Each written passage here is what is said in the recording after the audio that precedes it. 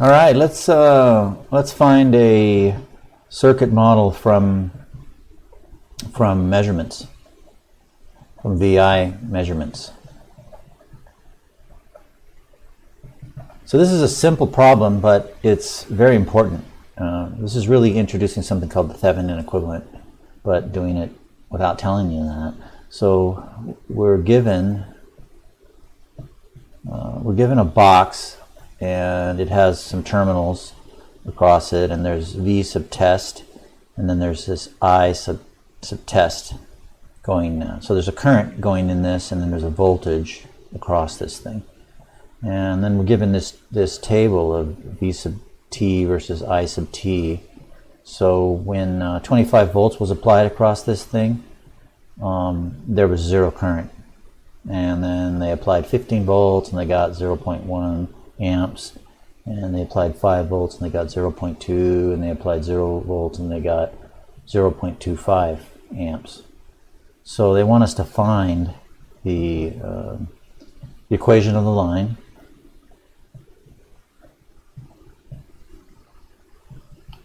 So they're giving you a hint that it's going to be a line, and then they want you to find the circuit model.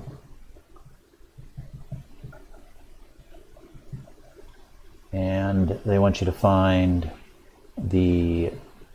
once you have the circuit model, then what would happen if you hooked up a load to this thing? So what would be the power to a 25 ohm load? Okay, so it turns out we can use a independent voltage source and a resistor to model these kinds of things, these linear or straight line type VI curves. In fact, you can use a voltage source and a resistor to model almost anything. Like a very complicated circuit can be simplified down to a voltage source and a resistance. That's the concept of a Thevenin equivalent. But they're not telling you that right now. So let's see. We know that we can use this. We can basically use a voltage source and a resistor.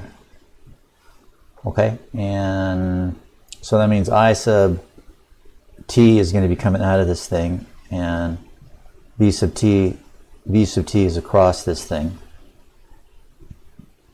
some resistor.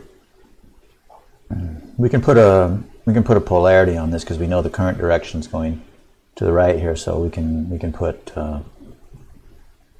that's the corresponding polarity in a resistor. Remember, resistors are always fighting the current. Let's see.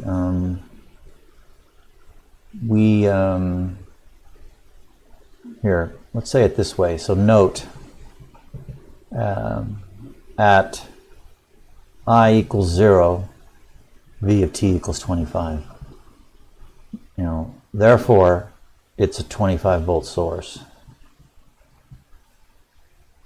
Because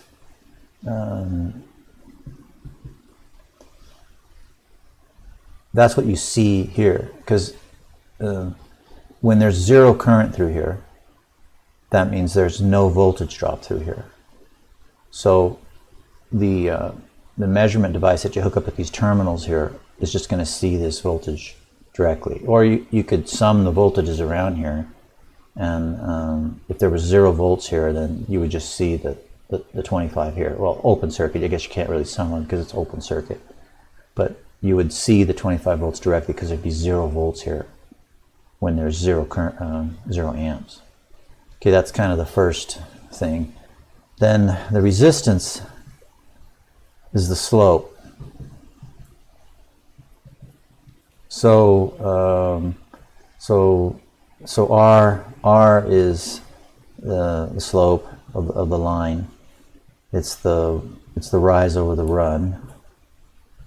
Or in other words, it's delta V over delta T, the change in voltage over the change in time. So the change in voltage is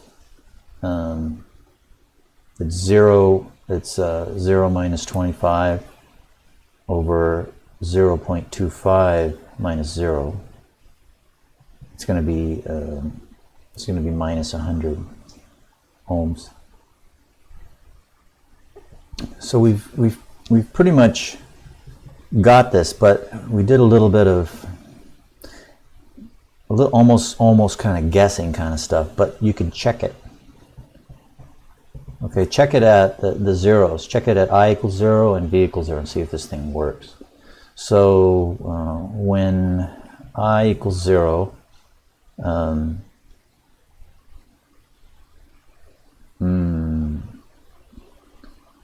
when I equals 0, the voltage across the resistor, let's call this V sub R.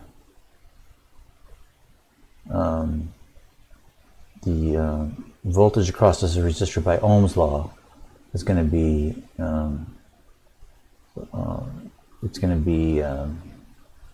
V equals IR, so it's just going to be 0 times 100 or 0. And that's what I was saying earlier, that when the current is 0, you sort of see the source directly, and you got the 25 from that. So V sub R is 0, so V sub T is going to be, the voltage you see here is going to be 0, it's going to be 25 minus 0. It's just going to be the voltage that you see here, so that's okay. When I sub test is 0, the voltage is at the test is 25. That is the V sub T is the measured voltage. The measurement device sees the voltage source directly. That's check 1. Like the second check we could do is the other 0. When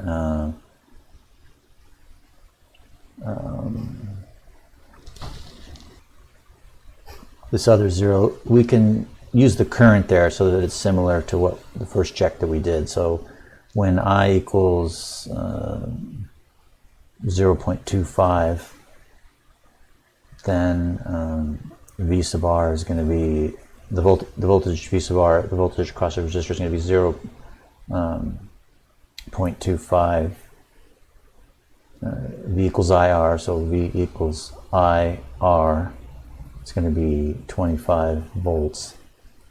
So the test voltage seen will be 25 minus 25. It'll be 0. So when you have this 0.25 current, it'll be 0 volts, and that's so that's checking out. That's kind of the way you do these things. So lastly, the power. We have we didn't do the equation of the line. The equation of the line, I'll do, let me see, I think I can squeeze all this stuff in here. Let's do the equation of the line. So we have V sub T and I sub T. Let's put 0.1, 0.2, 0.3, 5, 10, 15, 20, 25, 30, 25. So at the voltage is 25, the current is 0. So there's a point right here. And then the other way around, when the voltage is 0, the current is 0.25. So the voltage is 0, the current is 0.25. So the line just goes like this. And the slope, you could squeeze it in. Let's see, where could we squeeze this? Maybe at the 0.5. And here, you've got a 10 to 0.1 or 100. You've got a 10 over 0.1 or 100 slope. So V sub T is, well, the y-intercept is 25. right? The vertical intercept is 25. And what is it? The equation of a line is y equals mx plus b. And this is 25, and m is minus 100, and x is I sub t, and y is v sub t. So it's basically v sub t is, you could write it out as 25 minus 100 I sub t. That's the equation of the line. Okay, the power, we've got the circuit model, then we need to hook up a load to it. So we've got our 25 volt circuit, or independent source. We've got a 100 ohm resistor. Okay, this is the circuit, but now we're going to hook a load to it. So now we hook this 25 ohm load here. And you know, now what happens? So we could use KVL. So we'll go around this way. Call this loop 1. Make it KVL 1. So so we have the voltage here is the voltage across this thing is it's 100 I sub t by Ohm's law, V equals IR. The voltage across this thing is just I sub t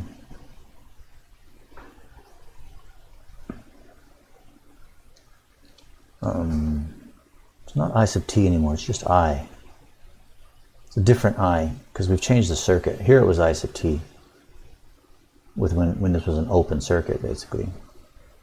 But now we've changed the circuit, so it's I. So this is 100 I. This would be 25 I. The voltage, so let me see, let's call this voltage resistor is 24, and voltage resistor 1, and then call this voltage resistor 2, and V resistor 2 is 25 I. Anyway, so the polarity is this, because I is going this way. I is coming out of the positive terminal going around, so the polarities on these resistors are fighting that. The polarities at the positive sign on the resistor is where the current's coming in. So plus minus, plus minus.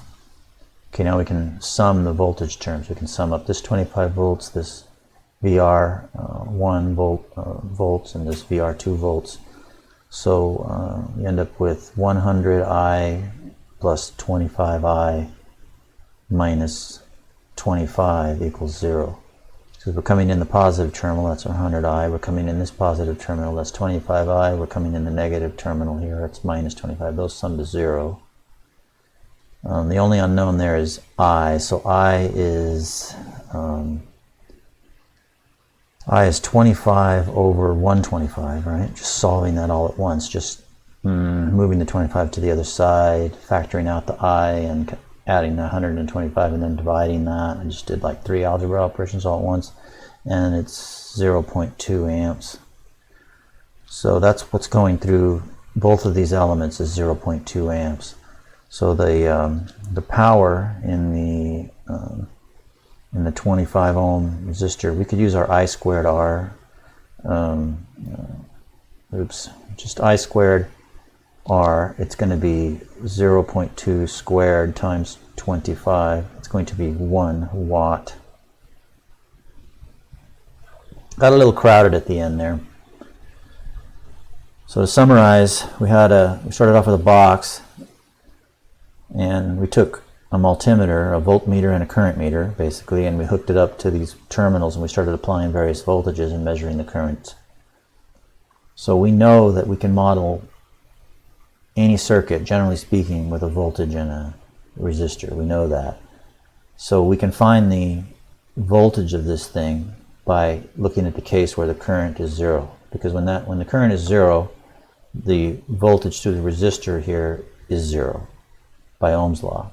So whatever you're measuring, whatever voltage you're measuring at these terminals will just be the source voltage. So that gives you the source voltage right away. Then the second thing we need to determine after the source voltage is what is the resistor in this model. We know that the model is going to have a voltage source and a resistor. So we found the voltage source by looking at this. To find the resistor, we look at the slope. We look at the deltas, subtract the min and the max here and the min and the max there. That gives you this this thing. Got to watch out for the sign. And the checks will help you that you did the signs correctly on this stuff. But then you can do a double check at the base conditions when I is 0, which means V is 25, and then when Vt is 0, which means I is 0.25. Do those two checks and see if this stuff checks. Yeah, the equation is going to be a straight, or the line's going to be a straight line, having the slope given by these two deltas. There's the y-intercept. Yeah, then you change the circuit and you get a different I, and you solve this thing. You solve KVL all over again. All right.